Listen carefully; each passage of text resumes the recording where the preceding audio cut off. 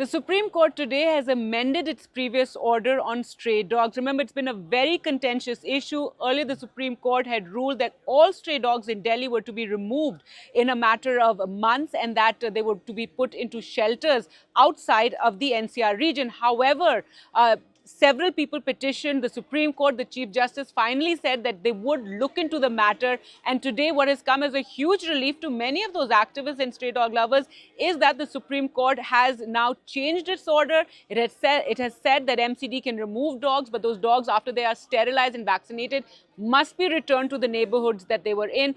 But if the dog is aggressive or if the dog has rabies, the dog has to stay in the shelter. The Supreme Court has also said there will be no feeding of dogs in public places, not on the streets. However, it has said that the municipality can designate certain feeding spots. So that's another, a relief in a sense, but also a demand of many people that there was too much of feeding of stray dogs in various places without any sort of organization.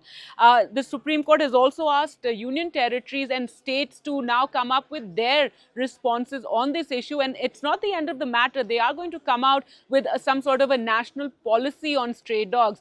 But there has been a mixed reaction to this. Many people who are actually relieved that stray dogs in their areas were going to be removed, because remember, while there are many colonies where people have managed to sterilize and control the dog population, there are many colonies where they're just too high, there are just too many dogs there, and there are many instances of dogs attacking people, biting children, elderly.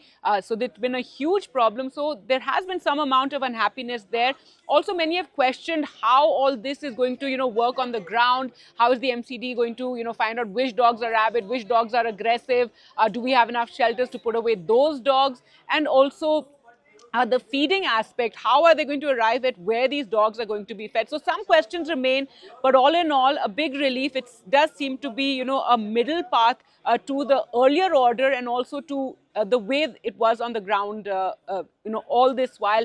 Clearly, the MCD has to do its job and, control the stray dog population in our cities.